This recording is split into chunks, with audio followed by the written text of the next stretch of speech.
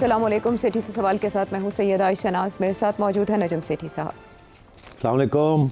आज के दिन की सबसे बड़ी तशवीशनाक खबर है सैयद हसन नसरुल्लाह साहब की शहादत, जो बानियाने हिज़्बुल्लाह में से एक हैं। इसराइल के अटैक्स एक हफ़्ते से बहुत शदीद हो गए थे और अब की बार लेबनान को निशाना बनाया जा रहा था। आप सब ने वो ख़बर सुनी जब वॉकी टॉकीज़ के ज़रिए भी धमाके किए गए जिसमें सिविलियंस शहादतें हुई।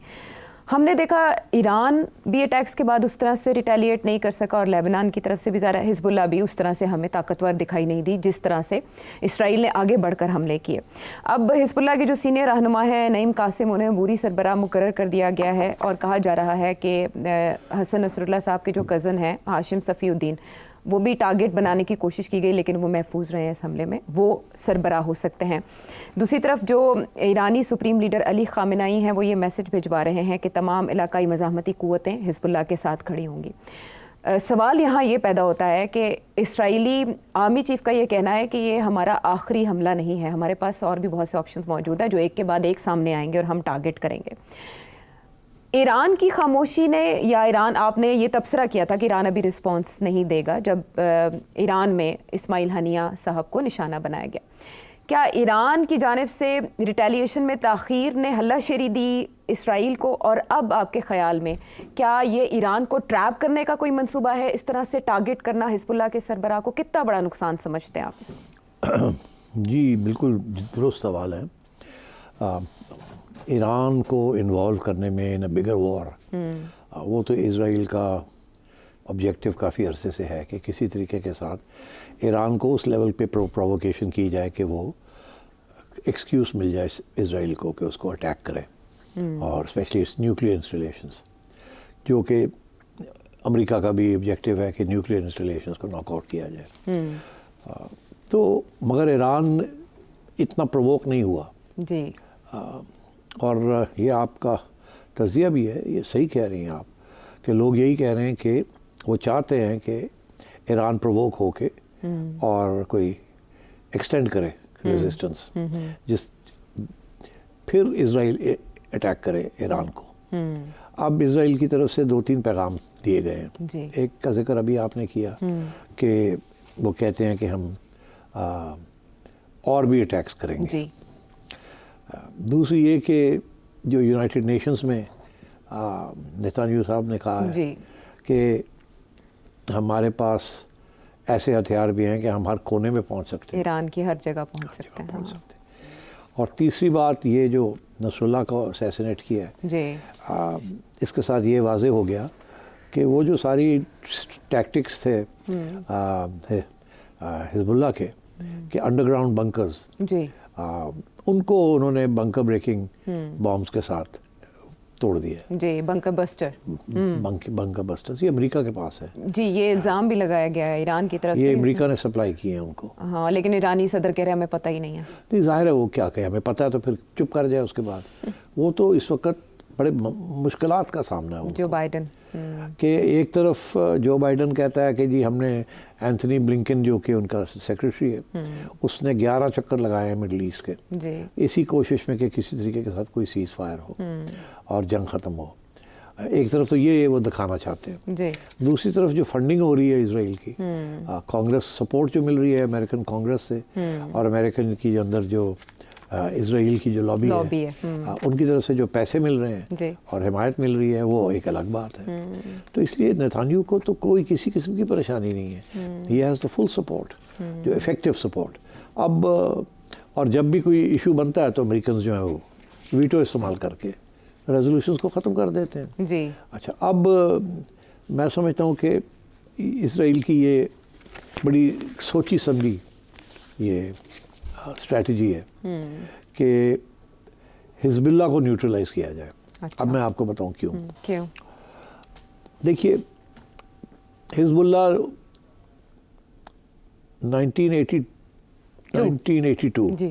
1982 से पहले तो उसकी वो मौजूद ही नहीं था। 1982 में इसराइल ने लेबनान को इन्वेड किया जी, और इन्वेड करके बम्बार्डमेंट की बेरूत की और सदर्न बेरूत को ऑक्यूपाई कर लिया।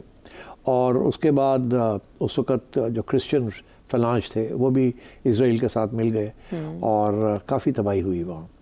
उसके बाद 1984 में हिजबुल्लाह की पैदा हुआ। सारे मुख्तलिफ ग्रुप्स इकट्ठे होकर तो उन्होंने हिजबुल्लाह बनाया और आहिस्ता आहिस्ता हिजबुल्लाह ईरान की मदद से बहुत स्ट्रॉन्ग होता गया। ये ईरान की एक स्ट्रेटजी भी थी कि मुख्तलिफ रेजिस्टेंस ग्रुप्स जो है उनको इकट्ठा एक अंडर वन अम्ब्रेला किया जाए। अच्छा। वो बेरूत में तो कामयाब हो गए, मगर वो इराक और सीरिया में इतने कामयाब नहीं हुए, वहाँ छोटे छोटे ग्रुप्स रह गए। अच्छा। मगर उन्होंने उनको सबको सपोर्ट करना शुरू कर दिया। तो all these groups are getting support from Iran. Iran की भी यही स्ट्रेटजी थी कि एक जगह पे फोकस नहीं होना चाहिए, गिराव होना चाहिए। तो लेबनान ज़रूरी है कि लेबनान के अंदर भी रेजिस्टेंस हो। अच्छा। फिर जो मेन जो लड़ाई हुई हमास की हिजबुल्लाह की और इजराइल की, वो 2006 में हुई। बहुत बड़ी जंग छिड़ गई और हिजबुल्लाह ने काफ़ी नुकसान पहुंचाया इजराइल को। अब सूरत हाल ये है कि वो तो ख़त्म हो गई बात, मगर इजराइल के जहन में ये है बात कि हमने गज़ा तो साफ़ कर दिया, हमास को भी हमने आधा कर दिया ये, मगर ईरान और हिजबुल्लाह जो है वो वैसे ही सॉलिड है अभी भी। We need to weaken Iran, और ईरान को वीकन डायरेक्ट भी हम नहीं कर सकते directly, because it's a very big country and invading Iran is a big problem. मगर हिजबुल्लाह को हम आधा अगर कर दें और उनको डिस्ट्रॉय कर दें, अच्छा। तो देन हमारे लिए कोई प्रॉब्लम नहीं है in the middle east. Iran completely isolate हो जाता है, क्योंकि हमास के ऊपर तो सख्त किस्म की अटैक आ गई है और कुछ अरसे के लिए अगर ये अटैक कंटिन्यू की तो गाज़ा जो है उसको तो ऑक्यूपाई कर लेंगे 100%। अब इसने 50,000 के करीब लोग मार दिए, तो इसका ये मतलब है कि इट्स रूथलेस ऑल एंड्स। किसी स्टेज पे भी वो कोई सीज फायर नहीं करते, कोई बात नहीं मानने के लिए तैयार। एथनिक क्लेंजिंग कर रहे हैं फुल गाज़ा को, वो वेस्ट बैंक को, गाज़ा को क्लीन आउट करके उसको भी अब कॉलोनाइज करना चाह रहे हैं और इसराइल के बॉर्डर्स को एक्सटेंड करना चाह रहे हैं। अब अगला बॉर्डर जो है नॉर्दर्न वो जाके सदर्न लेबनान को मिलता है जी। तो वहाँ भी मेरा ख्याल है ये चाहेंगे कि अंदर घुस के तो एक एरिया जो है लेबनान का वो भी ऑक्यूपाई कर लें as a buffer zone, because वो जो बॉर्डर एरियाज हैं वहीं से तो ये रॉकेट्स आते हैं और हिजबुल्लाह के पास कोई 1.5 लाख के करीब रॉकेट्स का इस वक्त ज़ख़ीरा मौजूद है जी। तो और वो ईरान से आते हैं सारे। तो अब मेरा ख्याल है इन्होंने ये फैसला किया है कि ये अच्छा मौका है और काफ़ी देर से इसकी प्लानिंग हो रही है। देखिए ये नहीं कि जी अभी इन्होंने ये प्लान किया है, ये जब प्लानिंग हुई होगी ना इसकी, तो पहले उन्होंने यही फैसला किया कि गाज़ा को साफ़ करना है और हमास को ख़त्म करना है। अगली स्टेज उन्होंने कहा कि हिजबुल्लाह को करना है जी। अब हिजबुल्लाह भी जब से ये हमास के ऊपर अटैक आया है तो हिजबुल्लाह की वो भी रॉकेट्स हर रोज़ कुछ ना कुछ फेंक रहे हैं जी। ऐसे ही है ना? जी ऐसे ही। अच्छा, मगर वो पूरी फुल फ्लैश नहीं आ रहे, तो उन्हें पता है कि अगर फुल फ्लैश गए तो इजराइल इन्वेड कर लेगा, मगर उन्होंने भी अपना सॉलिडारिटी में कुछ ना कुछ तो करना है और ईरान की तरफ से भी है कि करें हम जी, क्योंकि Iran is too far away, उनकी तो they are not going to be able to do it. तो इसलिए उन्होंने सोचा कि ये ईरान का एक और पिलर है क्लोज टू अस, इसको तो ख़त्म किया जाए। ठीक। तो अब वो पहुंच गए हैं वहाँ, अब वो ये कह रहे हैं कि हम हर कोने पे तक जा सकते हैं और उन्होंने अटैक किया है हिजबुल्लाह की जो लीडरशिप है। So I think this is very very serious. अब आपके सवाल का जवाब वो ये है कि उन्हें पता है कि हिजबुल्लाह तो अब कुछ नहीं खास कर सकता, रॉकेट शॉकेट्स मारेंगे भी, वो फेंकेंगे भी, तो उससे कोई फ़र्क नहीं पड़ेगा, बिकॉज पहले भी उन्होंने सैकड़ों रॉकेट्स फायर किए, लेकिन उनका डिफेंस सिस्टम जो है, उन्होंने जो डोम बनाया हुआ है 3 आयरन डोम, 3 लेवल्स हैं उसके, एक ऊपर है वहाँ बैलिस्टिक मिसाइल्स के साथ नॉकआउट, डेविड स्लिंग भी है और तो इसलिए वो 3 लेवल्स हैं और उसको ईरान की missiles long term missiles can penetrated, but बाकी जो छोटे रॉकेट शॉकेट्स हैं उनको फारग कर देते हैं। अच्छा, तो अब I think they are playing के ईरान इन्वॉल्व हो, ईरान हमें अटैक करे इन अ बिग वे ताकि हम ईरान को पकड़े, और उन्हें पता है कि जब वो ईरान के पीछे जाएंगे तो फिर अमेरिका जो है 100% उनके साथ होगा और ये सीज़ फायर और ये सारी बातें ख़त्म हो जाएगी और ये बहुत बड़ी कॉन्फ्लिक्ट बढ़ जाएगी। और बड़ी इंटरेस्टिंग बयान आया है फ्रॉम सऊदी अरेबिया, क्योंकि सबसे बड़ा प्लेयर इस रीजन में अब सीरिया नहीं रहा, जितना बड़ा सऊदी अरेबिया है जी।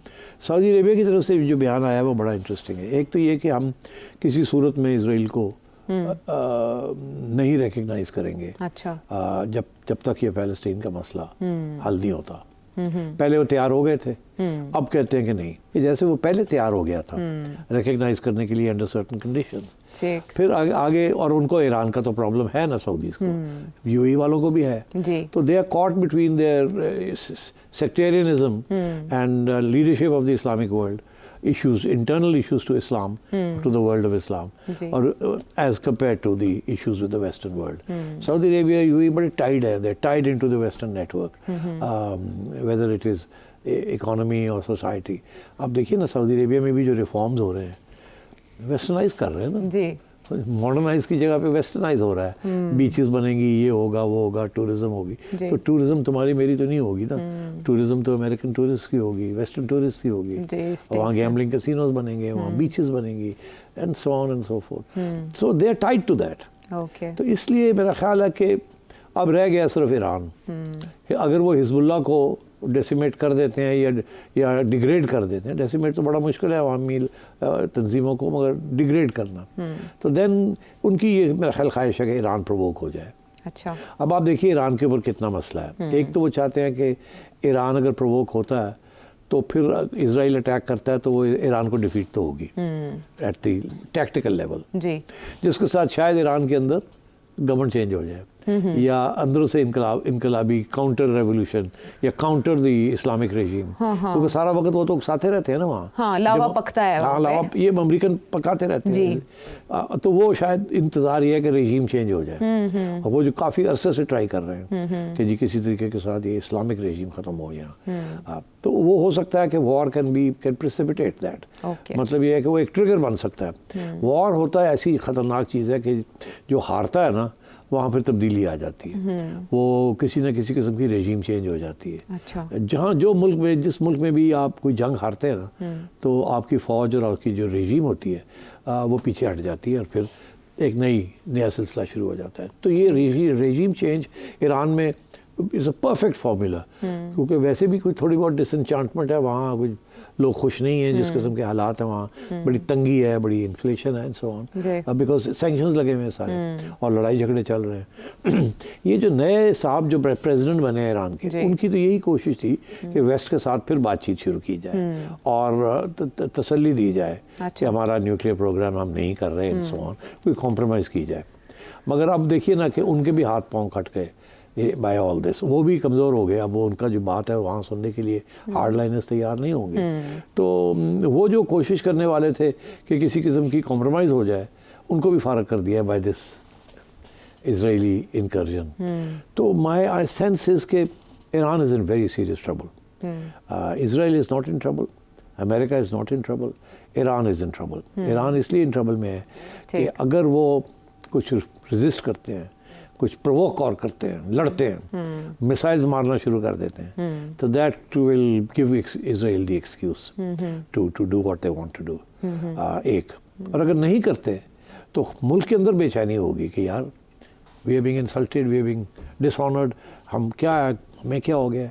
वो फिर अंदर से बलबला शुरू हो जाता है ना कि यार ये क्या हमारी लीडरशिप लड़ती नहीं है, ये नहीं करती। बुज़दिली के ताने मिलते हैं, पहले भी मिल रहे थे जब रिस्पांस नहीं दिया। तो इसलिए द ईरानियन अयतुल्ला रेजीम जो है इस वक्त काफ़ी मुश्किलात का सामना है। और वो महफूज मकाम पे क्यों मुंतकिल हो गए, इससे क्या जाहिर होता है? जाहिर है उनको यही फिक्र है कि कल को हमारे ऊपर ना अटैक आ जाए, इसी किस्म की कोई हमें ना टारगेट कर लिया जाए, एक और हमारे किसी कमांडर को, जैसे पहले उन्होंने किया जी, इस्माइल हनिया को तो उधर ही ईरान में किया गया था जब वो मदऊ किए गए थे एक इवेंट में। बिल्कुल। तो अगर यहाँ तक ये हो सकता तो शायद वहाँ भी प्लान हो किसी और बड़े को असैसिनेट करने का। प्रोवोकेशन है ना, उसको जो असैसिनेट किया था प्रोवोकेशन थी ना, करो, करके दिखाओ आप क्या कर सकते हो, हम यहाँ तक आ गए हैं। उन्होंने क्या किया? कुछ भी नहीं किया, छोटा मोटा इशारा करके फिर फारग हो गए, ऐसे था ना। और उसके बाद बयान भी आया कि हम समझते हैं कि हमें ट्रैप करने की कोशिश की जा रही है, हम इस ट्रैप में नहीं गिरेंगे। मगर यार वो प्रोवोकेशन इतनी खतरनाक है कि ट्रैप तो वो तो फिर गिरना पड़ेगा उसके अंदर, नहीं तो वैसे ही तब्दीली आ जाएगी। अच्छा। तो मैं ये समझता हूँ कि इजराइलीज बहुत बोल्ड किस्म की मूव्स कर रहे हैं, जिसका मकसद ये है कि ईरान के अंदर गवर्नमेंट को गिराया जाए। अच्छा। और for once and for all colonise कर लिया जाए ये सारा जो मसला है फ़लस्तीन का। अच्छा। मार के सबको, और कम से कम अगले 10-20 साल के लिए। इसके साथ साथ एक और गेम भी चल रही है। क्या? वो ये चल रही है कि नेतान्याहू के इलेक्शंस जो हैं वो इलेक्शन करवा नहीं रहा, और वहाँ ऑपोजिशन जो है वो कह रही है इलेक्शन कराओ। ये हमेशा पोस्टपोन कर रहे हैं ऑन द प्रिटेक्स्ट कि हम तो एट वॉर है, हम तो नेशनल सिक्योरिटी के लिए जंगी हालात हैं। तो वहाँ भी अंदर भी डाइवर्जेंसीज और डिफरेंसेस शुरू हो गए। अच्छा, ऐसे नहीं है कि इट्स अ फ्री, मगर उसने फौज उसके साथ है, डिफेंस मिनिस्टर उसके साथ है, और वो सारा उन्होंने फैसला किया हुआ कि हमने ये करना है जी, और इस हमने अपनी गवर्नमेंट को रखना है। So this is also an excuse for Netanyahu कि जी मैं I can't leave right now, I can't call an new election, क्योंकि अगर उसने इलेक्शन कॉल की वो हार जाएगा, उसको पता है इस बात का। तो मैं समझता हूँ internal Israeli politics with the external जिस तरीके से साथ वो कर रहे हैं, और अमेरिका जो है unfortunately is not opposing it. अगर उसको सपोर्ट नहीं कर रहा तो अपोज नहीं कर रहा। हाँ, और इसे हल्लाशेरी मिल रही है इसराइल को। इसराइली जनरल्स के भी स्टेटमेंट्स छपी हुई हैं, वो ये कह रहे हैं कि अब हम ग्राउंड ऑफेंसिव की तैयारी कर रहे हैं, यानी वो आगे पेशकदमी करेंगे इस जंग को लेकर। अब ईरान क्या कर सकता है? क्या ऑप्शंस हैं ईरान के पास? दो ही ऑप्शंस हैं, या तो वो काउंटर करे, डायरेक्ट अटैक करे इसराइल के ऊपर, या ये है कि चुप करके बैठ जाए। अच्छा, अब एक तीसरा ऑप्शन सोचा जा रहा है, बिकॉज वो दोनों नहीं करना चाहते। चुप करेंगे तो वैसे ही प्रॉब्लम है, वो चुप करके तो अभी तक ये मौका आ गया, वो और बढ़ते जा रहे हैं, वो आपको प्रोवोक कर रहे हैं जी। तो अब एक थर्ड ऑप्शन ये आ रही है कि ईरान अपनी फौज शायद लेबनान में भेज दे। ईरान में send troops to support Hezbollah अच्छा इन लेबनान। अच्छा, ये चीज़ भी सोची जा रही है। इससे क्या?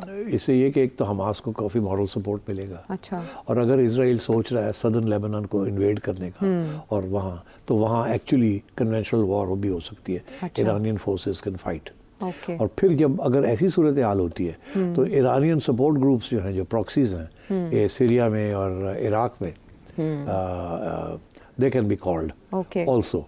तो ये ईरान अपने से फोकस हटाने के लिए can shift the focus to Lebanon. तो इसका ये मतलब है Lebanon is not due for another very destructive phase in its history, क्योंकि ईरान डायरेक्टली आ नहीं सकता है, इजराइल इज टू फार, तो वो they move to the theatre of war में मूव टू लेबनान। अच्छा, तो उसी तरफ यमनी अफवाज के हवाले से भी ये इतलात आ रही हैं कि उन्होंने रेड सी में अमेरिकी डिस्ट्रॉयर्स को अटैक किया है, और इराक से भी कुछ अटैक्स किए गए हैं। आपको लगता है कि ये छोटी मोटी जंग में बदलेगा खित्ते में, या फुल फ्लेज वॉर हो सकती है? नहीं, ये देखिए इस वक्त फुल फ्लेज नहीं है ना, because they are just targeting.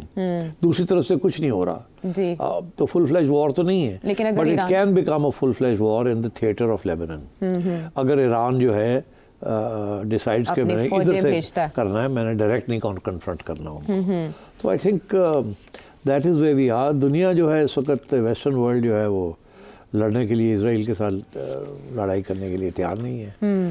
Awam western world की जो है वो नहीं चाहती कि ये जंग कंटिन्यू करे। वो ख्वाब बहुत खिलाफ हैं नेतन्याहू के, मगर जो हुकूमतें हैं उनके जो इंटरेस्ट्स हैं वो they are not about individuals, उनके लॉन्ग टर्म इंटरेस्ट होते हैं। एंड मेरा ख्याल है कि unfortunately this thing is going to continue and it may get even more dangerous in the next week or 2 weeks. Next week or 2. लेकिन ईरानी वज़ीर ख़ारिजा का ये कहना कि इसमें अमरीकी हथियार इस्तेमाल हुए हैं, स्पेशली जिसका आपने हवाला दिया, अमरीकी मफादात ख़तरे में पड़ सकते हैं इसराइल की इस तरह की पेशकदमी के बाद? देखिए, अमरीका 2 महीने के लिए बिल्कुल अब ज़ीरो होने जा रहा है पॉलिसी वाइज। इलेक्शन नवंबर जी, तो उसके बाद ट्रांजिशन, सारा फोकस इंटरनल होगा। एक्सटर्नल इनिशिएटिव्स अमेरिका की तरफ से आने बंद हो जाएंगे। अच्छा। और नेतन्याहू को पता है इस बात का कि अब अमेरिकन प्रेसिडेंसी जो है ना वो, what's the word I am looking for, lame duck होगी प्रेसिडेंट। अच्छा। अब कोई बड़े फैसले नहीं कर सकता Biden. So this is the perfect time for Israel, backed by Israeli financial clout in America, अच्छा। the Israeli lobby there, और उसके साथ it is a great time for Israel अच्छा। to deepen the attack, और जो अपने मकसद है अगले 1-2 महीने में वो पूरे कर ले। That's the planning. ठीक, तो अगर अमरीकी अहदाफ टारगेट किए जाते हैं खित्ते में, you don't think so? No. अच्छा। well, that is asking for trouble. आप इस वक्त अमेरिका पीछे हटा हुआ है, आपने अमेरिकन टारगेट्स अटैक करने शुरू कर दिए, अमेरिका भी आ जाएगा फिर वॉर में, जंग में। तो ये गुस्सा तो है कि अमेरिका इसके पीछे है, जी। कर कुछ नहीं रहा, इसीलिए वो कहते हैं कि जी हम तो कर रहे हैं, हमारी बात नहीं सुन रहे। मगर I think it would be foolish to start attacking American targets, they need to attack Israeli targets. Problem ये है कि if the target is destroyed, success होती है, तो that will provoke Israel even more. और ईरान के साथ खड़ा होने के लिए और ना सऊदी अरेबिया तैयार है, ना कोई और अरब मुल्क, ना कोई और तैयार नहीं है। आगे Iran is suffering because of sanctions, और अंदर बड़ी बेचैनी है मुल्क के अंदर, और रजीम जो है वो काफ़ी थ्रेटन्ड है। So I think Iran is facing its most difficult time ever, this government और द ईरानियन गवर्नमेंट। आपको लगता है कि इसराइल की पेशकदमी फिर ईरान तक ही महदूद रहेगी, लेबनान ईरान तक, या फैल सकती है ग्रेटर मिडिल ईस्ट, दीगर अरब ममालिक जो खामोश हैं? नहीं, वो नहीं आएंगे। वो इस वक्त इराक तो अमरीकनों के बेसिकली, एंड सीरिया जो is too weak now and can't do anything. ठीक, चलें। सीरिया ने एक दफा पंगा लिया था ना, तो अभी तक भुगत रहे हैं। हाँ, भुगत रहे हैं, और खित्ते में ये सिचुएशन है। बहरहाल अभी चिंगारियां सुलग रही हैं और ये कर रही हैं, लेकिन हिजबुल्लाह के लीडर की शहादत जो है वो अब जंग को एक नामालूम दायरे में रह गई है, और उस दायरे में क्या क्या हो सकता है हमने अभी जाना। वापस आते हैं एक ब्रेक के बाद।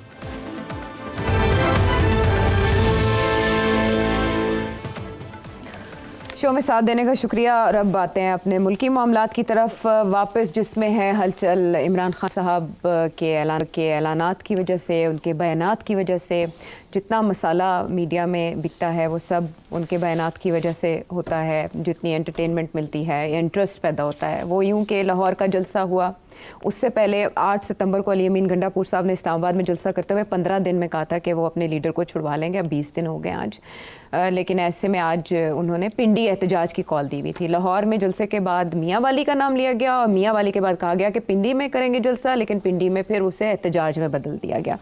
अब उसमें यह है कि अली अमीन गंडापुर साहब भी हमें लीड करते दिखाई दिए। बैरिस्टर गौहर तो अरेस्ट हुए, फिर रिहा कर दिए गए। हमने दीगर रहनुमाओं के लीडर्स के कोई ऐसे पुरजोश खिताब नहीं देखे। सोशल मीडिया के थ्रू ही हमें सब पता चला कि कौन कहाँ पहुंचा। वो भी आधा पता चला, आधा नहीं पता चला। हाँ, सोशल मीडिया तो बंद है ना, इन थियरी। जी, वो कुछ फायरवॉल है और भी बहुत से फिल्टर्स हैं, लेकिन वो जो ग्रुप्स में चलता रहा, आपने भी देखा, हमने भी देखा, उसमें शेलिंग हमने देखी होती हुई, और बड़ी तादाद में वैसे हमें कारकुनान दिखाई दिए अली अमीन गंडापुर साहब के साथ जो थे। लेकिन अली अमीन गंडापुर साहब इससे पहले कि वो पहुंचते पिंडी, उन्होंने बुरहान इंटरचेंज से पेशावर वापसी का सफ़र पकड़ लिया, और ये सुनने में आया है कि कारकुनान वापस नहीं जाना चाहते थे। तो क्या मिला आपके ख्याल में इस एहतजाज से पाकिस्तान तहरीक इंसाफ को, और खुसूसन इमरान खान साहब को पिंडी में? बहुत इम्पोर्टेंट सवाल है। देखिए, ये तो है नहीं कि उनको पता नहीं था कि ये होगा, सबको पता था कि यहाँ तक जाएंगे, आगे से वो रोकेंगे, ये होगा, फिर हम वापस आ जाएंगे। लाहौर का भी उन्होंने देख ही लिया था जी। तो मेरा ख्याल है कि ये काम करते चले जाओ। अच्छा, ये इस गवर्नमेंट को स्टेबल ना होने दो। इस गवर्नमेंट को कॉन्स्टेंटली कहीं ना कहीं वो कहें चूड़ियाँ बढ़ते रहो, वो इसलिए कि किसी न किसी स्टेज पे कोई हादसा हो जाएगा। अच्छा, आज फॉर एग्जांपल अफवाहें शुरू हो गई, पीटीआई वालों ने शुरू कर दी कि जी फायरिंग हो गई है, ये हो गया है, वो हो गया। हालांकि कोई ऐसी एविडेंस नहीं है किसी चीज़ की। मगर देखिए, जब इस किस्म की सिचुएशन हो जहाँ लोग चार्ज हों और टेयर गैसिंग हो रही हो और एक ठा हो जाए, तो पता नहीं चलता ना कहाँ से ठा हुई है। और अगर किसी ने मिसचिफ क्रिएट करनी और ठा करना है, और किसी पुलिस इंजर हो जाती है, तो वो तो फिर although they were told not to carry arms, मगर फिर कोई ना कोई तो अफसरों के पास तो हथियार होते हैं ना। हाँ जी। इवन दो रैंक फाइल के पास नहीं होते। तो you know these things can get out of hand. Khan की ये कोशिश है कि कहीं ना कहीं कोई हादसा हो जाए, आवाम के ऊपर फायरिंग हो जाए, बंदे मार जान, एक नया ड्रामा हो जाए। अच्छा। तो जब तक ये काम चलता रहेगा, 2000 बंदा भी आ गया, 3000 बंदा भी आ गया, कोई लाहौर में आया, कोई पिंडी में आया, कोई मरी में आ गया, कोई आज़ाद कश्मीर में आ गया, कहीं ना कहीं कुछ ना कुछ लाशें ना आ जाए। वो लाशें ढूंढ रहा है। अच्छा, वो चाह रहा है कि किसी तरीके से ये हो। अच्छा, उससे क्या होगा? उससे ये होगा कि इस वक्त एक और पूरी रूमर्स चल रहे हैं, अभी रूमर्स हैं, वो ये कि जी ये देखें ना, ये गवर्नमेंट नाकाम हो गई कंट्रोल करने में। जजेस को भी कंट्रोल नहीं कर सकी, और इधर इमरान खान को भी कंट्रोल नहीं कर सकी। तो ये तो नाकाम हुकूमत है। किसी और इस हुकूमत को चेंज करके कोई और लाया जाए जो कि तकड़ा है, सही तरीके से इमरान को भी टैकल करे, जजेस को भी टैकल करे, और ये सारा जो बोझ है खुद अपने ऊपर ले, हमें हमारे ऊपर क्यों ये आ रही बात। जैसे माजी में पंजाब में ऐसे हुआ ना, ऐसे ही पीटीआई हुआ। को भी कंट्रोल किया गया और उससे में तो अदालत की भी नहीं मानी गई थी। नहीं मानी गई जी। तो अब यहाँ इस किस्म की बातें वहाँ होनी शुरू हो गई हैं कि यार ये लोग हैंडल नहीं कर रहे, ये हम बदनाम हो रहे हैं। ये अपने लगे हुए इधर उधर अपने काम करने में, और ये भी IMF और ये सारा कुछ जो है ये तो हमने करवाया है जी। इन्होंने क्या किया, इन्होंने तो काम खराब कर दिया था।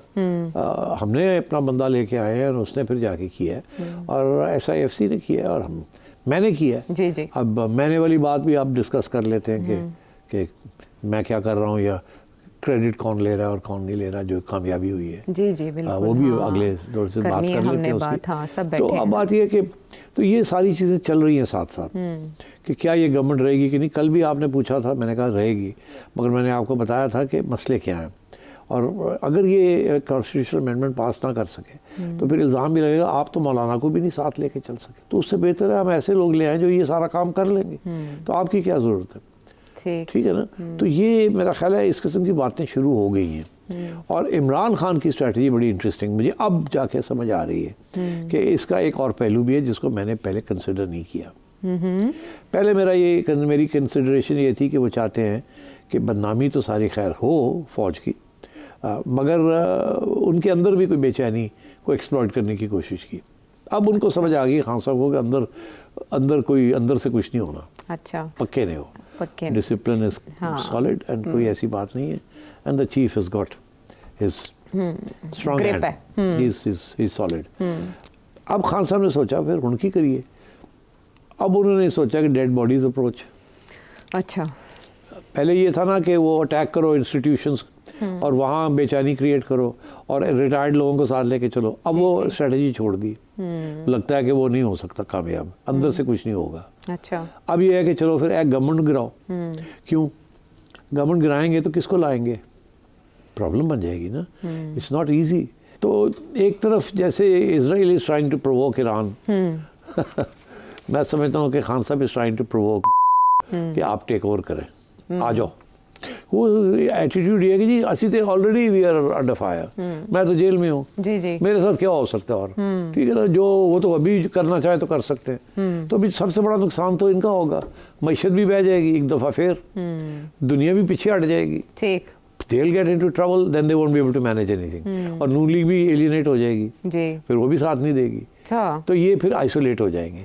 तो इनका ख्याल है कि ये डंडे के साथ काम कर लेंगे, डंडे के साथ काम नहीं होना, मईशत तो बह जानी, डंडे नाल मईशत नहीं चलती।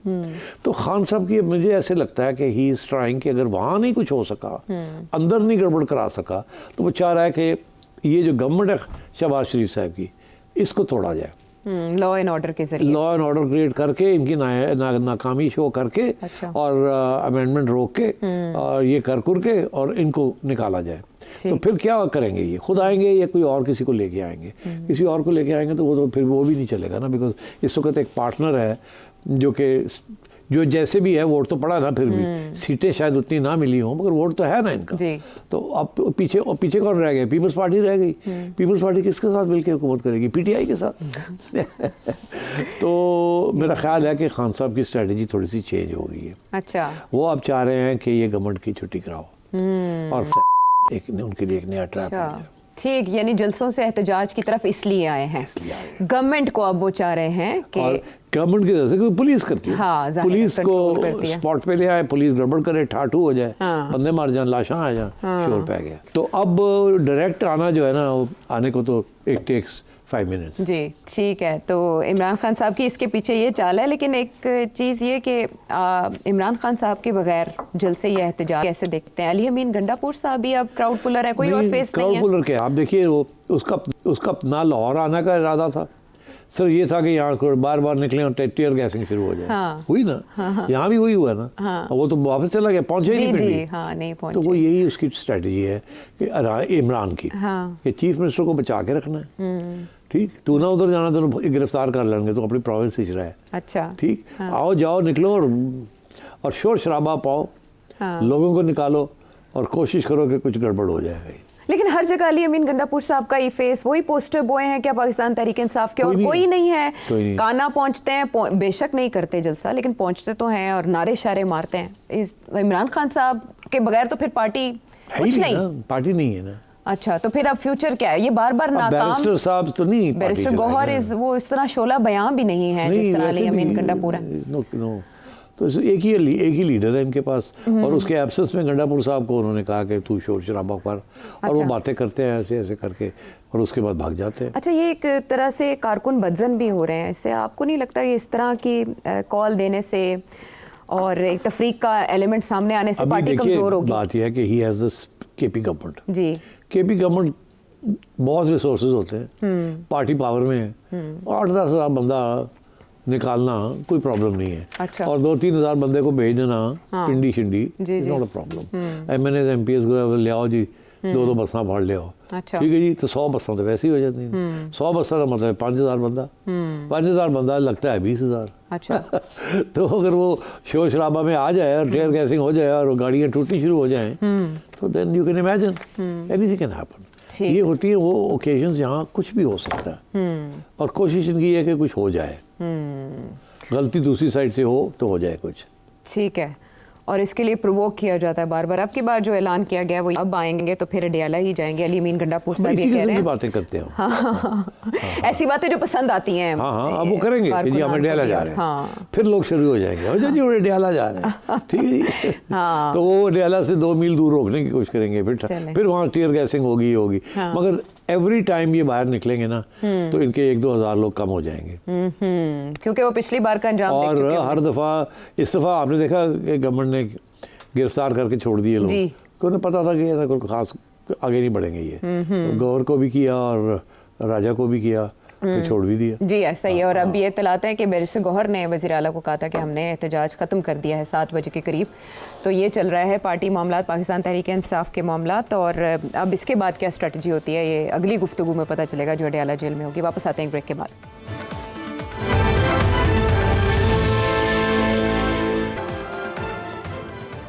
Welcome back. कल IMF पैकेज की जो पहली किस्त रिलीज़ हुई, उसके बाद जैसे आपने कहा कि रिलीफ का एक साइन तो है इस हुकूमत के लिए भी और किसी हद तक हमारी मईशत के लिए भी। उसके बाद शहबाज शरीफ साहब वज़ीर-ए-आज़म पाकिस्तान लंदन में उन्होंने सहाफ़ियों से गुफ्तगू करते हुए इसका क्रेडिट आर्मी चीफ़ को दिया कि उन्होंने इसमें बहुत किरदार अदा किया IMF डील में। फिर आर्मी चीफ़ की जो ताजिरों के साथ मुलाकात हुई है उसमें बहुत से मामलात पर गुफ्तगू की है उन्होंने। इससे पहले जनरल बाजवा भी मुलाकात करते थे, काफ़ी लंबी मुलाकातें होती थी, उसमें यकीन दिलाया जाता था ताजिरों को। लेकिन अब आर्मी चीफ़ की जो मुलाकात में मुख्तलिफ नकात रिपोर्ट हुए हैं वो ये कि उन्होंने ये कहा है कि ताजिर जो हैं वो SIFC के साथ मिलकर काम करें। और जो एक और मामला है वो है सूबों का मामला, कि सिपा सालार ये चाहते हैं कि सूबों के हवाले से आवाम को कन्विंस किया जाए और इस हवाले से जो सियासतदान है वो आगाही क्रिएट करें। आप क्या समझते हैं कि इस मुलाकात का ताजिरों के साथ इसकी डायमेंशंस क्या हैं? देखिए, एक तरफ तो बिल्कुल वही एजेंडा है जैसे बाजवा साहब का था जी, कि ताजरों को जाके कहा जाए कि हमें सपोर्ट करें, इन्वेस्टमेंट ना, बाहर पैसा ना लेके जाएं, इन्वेस्टमेंट करें। जी, दूसरा एक नया एडिशन हो गई इस दफ़ा, जिक्र आया है अपेरेंटली, जिक्र ये आया कि जी ये मुल्क जो है एडमिनिस्ट्रेटिवली मुश्किल हो गया है, और जैसे इंडिया में उन्होंने सूबे जो हैं वो टेरिटोरियली भी और अमेलगमेशन भी वहाँ तब्दीली होती रही है और कंटिन्यू कर रही है, और अब 29 स्टेट्स हैं और कुछ यूनियन टेरिटरीज़ हैं एंड सो ऑन। तो ये it's not a big deal कि अगर आप एडमिनिस्ट्रेटिव यूनिट्स नए बना लिए जाएं। अच्छा, तो ये बात कैसे क्यों आई सामने, क्यों ये जिक्र आया इसका? मेरा ख्याल है किसी ने सवाल तो पूछा नहीं होगा, ये तो खुद अपनी तरफ से किसी सिलसिले में, किसी कॉन्टेक्स्ट में उन्होंने बात की होगी। मुझे पता नहीं है क्या बात हुई एग्जैक्टली। बिजनेसमैन है अकील करीम डेडी साहब, उन्होंने समा TV से ही बात करते हुए ये कहा है कि सूबों की अपनी शनाख्त को बरकरार रखते हुए नए हिस्से बनाए जा सकते हैं। सिंध अपनी जगह पर रहेगा लेकिन उसके साथ नॉर्दर्न, सदर्न, वेस्टर्न अटैच हो जाएंगे। पंजाब में भी 6 हिस्से बनाने की तजवीज़ दी गई है, और ये कहा है आर्मी चीफ़ ने कि अगर सूबे इस तरह से ना बने तो मसाइल आते रहेंगे। तो ताजिरों ने आर्मी चीफ़ की इस तजवीज़ से इत्तफाक किया। ताजिर तो हमेशा इस किस्म की तजवीज़ों से इत्तफाक करते हैं, उनका सिर्फ एक मकसद होता है कि ऐसी पैसे बनाते जाइए, अच्छा, और टैक्स ना दिए और कारोबार वैसे ही चले। और जब भी उनको कोई मिलने जाता है, फाइनेंस का मिनिस्टर हो या आर्मी चीफ हो, वो सारी बात सुन के तालियां बजा देते हैं और फिर ये कहते हैं हमारे लिए ये करें, हमारे लिए ये करें, हमारे लिए ये करें। अच्छा। वो अपने डिमांड्स जो है वो आगे कर देते हैं। तो मेरा ख्याल है यहाँ भी ऐसी सिचुएशन है। अकील रेड्डी साहब is suppose to be very close to the establishment, तो जाहिर है कि उनकी तरफ से वजाहत आई है, बाकी तो किसी ने नहीं इस किस्म की बात की। तो ये एक चढ़े आप समझे कि एक ये फुलझड़ी सी है, फेंकी गई है कि देखें रिएक्शन क्या आता है। बिकॉज अगर कोई रिएक्शन ज़्यादा आया तो वो सिंध से आएगा। अच्छा। बिकॉज सिंध जो है ना, वहाँ पीपल्स पार्टी कभी भी इस किस्म की सिचुएशन नहीं होने देगी। वो यही चाहेगी कि सारे का सारा सिंध जो है उसकी नेशनलिज्म जो है जिसके ऊपर वो बरकरार है वो रहे। वो तो कराची को नहीं हिस्सा देते, हालांकि कराची अगर कोई यूनिट बनता है तो कराची बनता है, मगर उधर भी नहीं जाने देते किसको। तो बाकी सिंध में वो कैसे उसको डिवाइड करने की कोशिश करेंगे। और एडमिनिस्ट्रेटिव का तो इशू नहीं है, वहाँ तो ऑलरेडी डिविजन्स हैं और डिस्ट्रिक्ट्स हैं, तो एडमिनिस्ट्रेटिवली तो है। और अगर ये मसले हल करने हैं तो local government is the answer. अच्छा। तो वो लोकल गवर्नमेंट तो कहीं भी ना पीपल्स पार्टी सपोर्ट कर रही है ना नून लीग सपोर्ट कर रही है। तो अगर कोई, और हमेशा फौजी फॉर्मूले जो होते हैं वो यही होते हैं कि नए पॉलिटिशियंस बनाए जाएं। इस तरह ये 4-5 पार्टियां, 4-5 लोग यही ना सारा कुछ रखे, नए पॉलिटिशियंस बना, क्योंकि और नए पॉलिटिशियंस अगेन प्रोजेक्ट्स होते हैं। तो वो अगर ज़्यादा यूनिट्स हो जाएंगे, 12 स्टेट्स बन जाएंगी। अच्छा। तो फिर 12 में से कम 8-10 तो प्रोजेक्ट्स होंगे ना, तो काबू पा लिया जाएगा। तो ये हमेशा इसी किस्म की सोच होती है, ये पुरानी चीज़ें निकाल के तो उसको दोहराते हैं। अच्छा, अब मैं एक बात आपसे करूं, इन प्रिंसिपल मेरा ख्याल है कम से कम 20 साल पहले मैंने एक इदारिया लिखा था जिससे मैंने कहा था कि कोई हर्ज नहीं है कि यहाँ 12 प्रोविंसेस हों। अच्छा। और शायद बेहतर हो जाए अगर लोकल गवर्नमेंट तकड़ी हो जाए और 12 प्रोविंसेस हो जाए, तो शायद ये मैनेजेबल हो जाए सारा कुछ पाकिस्तान का जो सिलसिला है। अच्छा। ये जो 1 यूनिट, 2 यूनिट्स, 4 यूनिट्स, 5 यूनिट्स और फिर ये सब नेशनलिज्म्स जो बढ़ रही हैं, मे बी इट्स बेटर कि आप डिवॉल्व कर दें पावर। ओके। बिकॉज अभी ये होता है आशा के प्रोविंस वाइज प्रोविंस पैसे देती नहीं लोकल गवर्नमेंट के लिए, वो कहती है हम ही रखेंगे। एमपीएस जो है वो सारा कुछ रखना चाहते हैं और नीचे देना नहीं चाहते कुछ, और इसीलिए लोकल गवर्नमेंट नहीं चलने देते, क्योंकि वो इख्तियार भी देने पड़ते हैं, पैसे भी देने पड़ते हैं। तो ये सिलसिला वैसे भी ये इतना अच्छा सिलसिला नहीं है।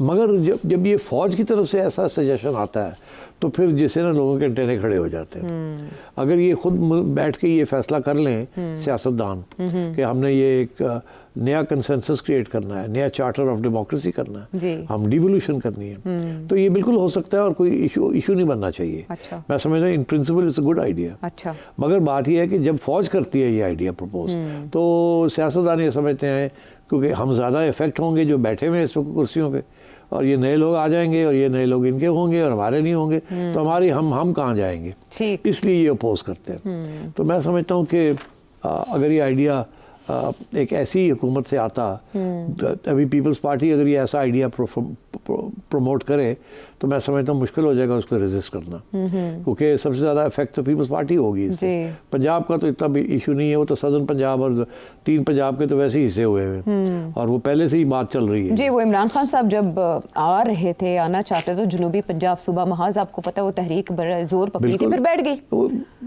खान साहब को पॉलिटिक्स नहीं करनी आती थी ना, और वो फिर फंस गए ना, ये सारा जो 2 साल के बाद तो वो फंसने शुरू हो गए ना। वो जो सारा इनिशिएटिव था जब ये इन्होंने बंदे पंजाब से लिए, सदर्न पंजाब से, तो जहांगीर तरीन and company and all in लोगों को तो ये वादा किया था ना कि आपको एक थोड़ी सी मिल जाएगी वहाँ, पर जब वो पहुँच जाते हैं तो फिर देते नहीं है।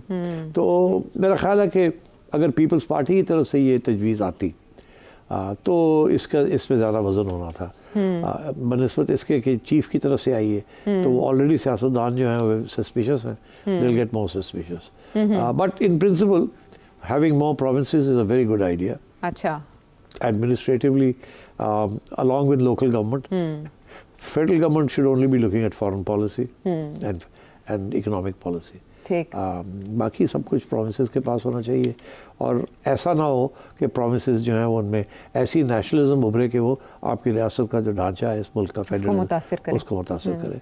And that can only happen if you devolve power in such a way that lots of little vested interest are created, और डेमोक्रेसी के लिए भी अच्छी बात है वो। जी ठीक है, चलें, ये आइडिया तो हो गया क्लियर। उन्होंने मुलाकात में ये भी कहा कि प्रॉब्लम्स जो ताजिर बरादरी की हैं वो हम प्रायोरिटी पे हल करेंगे। एक साल पहले ये कहा था कि मायूस मत हो, मायूसी गुनाह है, आपने उम्मीद नहीं छोड़नी।